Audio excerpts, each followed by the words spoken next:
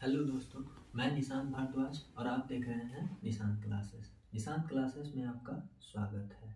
मैं आज बात करने वाला हूँ एक ज़बरदस्त बेस्ट कॉन्सेप्ट के साथ घनमूल के बारे में। आज बड़े बड़े घनमूल को आसानी से एकदम चुटकियों में निकालना सीखेंगे।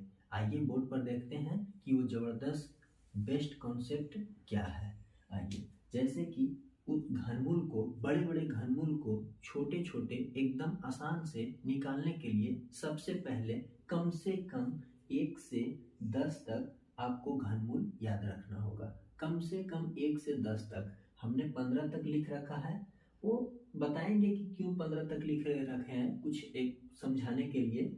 ठीक है, आपको कम से कम 10 तक याद रखना है। दूसरा बात, कुछ घनमूल के इकाइयां याद रखना है। जैसे कि यदि किसी संख्या के इकाई अंक 1 हो तो उसका यदि घनमूल करेंगे तो उसका 1 होगा। यदि किसी संख्या का इकाई अंक 4 हो, उसका घनमूल करेंगे तो उसका 4 होगा। यदि किसी संख्या के इकाई अंक 5 है और उसका घनमूल करेंगे तो क्या होगा? इकाई अंक 5 ही आएगा। यदि किसी संख्या का इकाई अंक 6 है तो उसका घनमूल करेंगे तो कितना आएगा? इकाई अंक 6 ही आएगा। और 9 रहे तो 9 ही आएगा। और 10 का इकाई अंक आप यही देख सकते हैं कि ये 0 है, तो इसका घनमूल क्या होगा? इकाई अंक में आएगा 0। 2 का 8 आएगा, 8 का 2 आएगा। देखिए, इसका दोनों तरफ एरो लगा के रखे हैं। इसका मतलब कि 2 का, अगर किसी संख्या का इकाई अंक 2 है तो उसका घनमूल का इकाई अंक 8 आ जाएगा। और अगर किसी संख्या का इकाई अंक 8 है तो उसका घनमूल करेंगे तो इकाई अंक क्या आएगा? 2 आएगा। 3 का 7, 7 का 3, यानी कि 3 अगर किसी संख्या का इकाई अंक 3 है तो उसका घनमूल 7 आएगा। और यदि किसी संख्या का इकाई अंक 7 है तो उसका घनमूल का इकाई अंक 3 आएगा। इस तरह से कि सबसे पहले आप 10 तक घनमूल याद रख लीजिए कम से कम, और इकाई अंक याद रखिए। और इकाई अंक याद करना काफी आसान है, क्योंकि यहाँ पर आप देख सकते हैं 1, 4 का 4, 5 का 5, 6 का 6, 9 का 9, 10 का इकाई अंक 0 है इसलिए 0 हो गया। 2 और 3 का उल्टा, ये दोनों थोड़ा सा 2 का रखना है, 2 का 8, 8 का 2, 3 का 7, 7 का 3। इस तरह से याद रखना है। अब देखते हैं कि ये दोनों अगर याद है तो कैसे बड़े बड़े घनमूल को आसानी से समझ सकते हैं, निकालना सीख सकते हैं। आइए कुछ उदाहरण के द्वारा समझते हैं। जैसे कि कुछ उदाहरण यहाँ पर दिया हुआ है। सबसे पहले दिया हुआ है क्यूबिक रूट 50,653। अब 50,653 किसका क्यूब है, किसका घनमूल है, देखते हैं। तो 50,653 का घनमूल निकालने के लिए सबसे पहले देखेंगे कि करेंगे क्या, कि पीछे से 3 अंक का पेयर लगाएंगे। पीछे से, पीछे के संख्या के पीछे से 3 अंक का पेयर लगाएंगे। और ये दोनों संख्या का कोई काम नहीं है, देखना है कि 3 किसका इकाई अंक आता है। मतलब 3 का घन करेंगे तो इकाई अंक क्या आएगा? तो 3 का घन करेंगे तो इकाई अंक क्या आएगा? 7 आएगा। तो 7 लिख लिए, पीछे से लिखना है, 7 लिख लिए।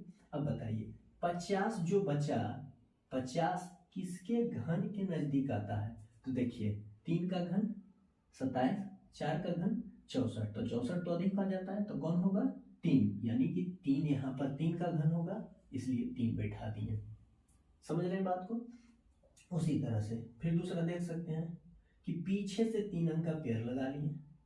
ये दोनों संख्या का कोई काम नहीं है। 5 का इकाई अंक, अगर 5 किसी संख्या का इकाई अंक 5 है तो उसका घन करेंगे तो क्या आएगा? देखिए 5 आएगा। तो 5 पीछे से लिखना है, 5 लिख लिए। अब बताइए 274 जो बचा, 274 किसके घन के नजदीक है? तो किसके घन के नजदीक है? देखिए 216 और 7 का 343, तो 6 हो जाएगा। यानी यहाँ पर बैठा लेंगे तो कितना हो जाएगा? यानी ये जो घन था वो 65 का था। यहाँ पर घनमूल लगा दीजिएगा, घनमूल, यानी कि ये जो था 65 का था। उसी तरह से इसका भी देखेंगे। 3 का पेयर लगा लिए, पीछे से 3 अंक का पेयर लगा लिए, यहाँ से पीछे से लगा लिए। अब देखिए ये दोनों अंक का कोई काम नहीं है। देखिए 6 का घनमूल क्या होता है? 6 का, तो देखिए 6 का क्या होता है? 6 ही होता है, तो 6 लिख लिए। अब बताइए 2000 किसके घन के नजदीक है? तो देखेंगे 27, 28, 21, 97। ये तो ज्यादा हो जा रहा है, 21, 97, 13 का, तो 12 का क्या हो जाएगा 27, 28, यानी 12 का 27, 28 इसके नजदीक है, तो यहाँ पर क्या लिख लेंगे 12 लिख लेंगे। ठीक है, अब देखिए यहाँ पर फिर 3 अंक का पीछे से पेयर लगाएंगे और 2 अंक का कोई जरूरत नहीं है। 9 का इकाई अंक क्या होता है 9 ही होता है, बैठा लिए। अब देखिए 704, 704 किसका है, 704 किसके नजदीक आता है, तो 500 यहाँ आ गया और 704 तो ये ज्यादा हो जा रहा है, यानी 8, यानी 89 का ये घन था। उसके बाद फिर इसका देखेंगे तो पीछे से 3 अंक का पेयर लगा लिए, तो इसी तरह से 6, ये दोनों का तो कोई काम नहीं है, 6 का घन कितना होता है, तो 6 ही होता है। और 25, 15, 25, 15 किसके घन के नजदीक है, तो 25, 15 देखिए 14 का 27, 44, 13 का 21, 97, यानी कि 13, तो ये कितना का घन हो गया 136 का। उसी तरह से छठा नंबर यहाँ देखेंगे 3 अंक का पेयर लगा लिए, यहाँ से 2 अंक काट दिए। 4 का क्या होता है 4 ही होता है, देख सकते हैं। और 29, 85, 29, 85 किसके स्क्वायर के घन के नजदीक है, तो 27, 44 और 15 का 33, 75, तो हम किसका लेंगे 14 का, तो यानी यहाँ पर बैठा दीजिए 14, यानी 144 का ये घन है। फिर यहाँ पर फिर इसका 3 अंक का पेयर करेंगे, 2 अंक का कोई जरूरत नहीं है, इसको काट दिए। 8 का क्या होता है 2, 2 का 8 मालूम में है, लिख लेंगे 2। और 1404, 1404 में देखिए क्या है 13, 31, ये तो हो जाता है 12 का 27, 28, 17, 28, ये तो ज्यादा है, तो यहाँ पर 11, यानी कि 112 का ये घन।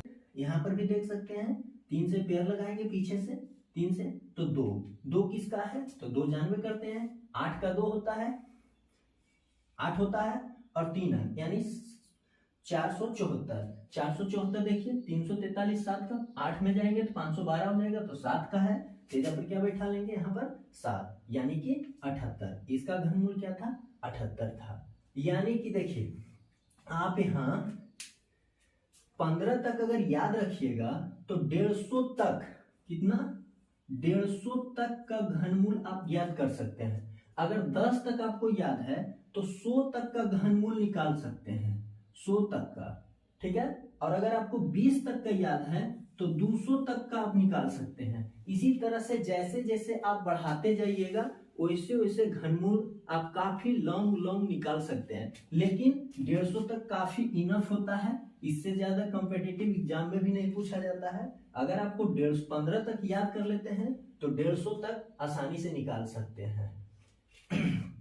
उसको निकालने के लिए सबसे पहले तरीका यही है कि आप सबसे पहले घनमूल याद कर लीजिए 15 तक, उसके बाद इकाई अंक याद कर लीजिए। निकालने का तरीका बताइए दिए, लास्ट से 3 अंक का पेयर करेंगे, पीछे से 3 अंक का पेयर करेंगे, लास्ट वाला संख्या का इकाई अंक देखेंगे कि 3 का क्या होता है, तो 3 का देखिए 7 होता है, 7 लिख लिए। और जो बच जाएगा संख्या उसका देखेंगे कि वो किसके घन के नजदीक है, जिसके घन के नजदीक रहेगा उसको बैठा देंगे, मेरा घनमूल निकल करके तैयार हो जाएगा। उम्मीद है कि आपको अच्छा लगा होगा वीडियो।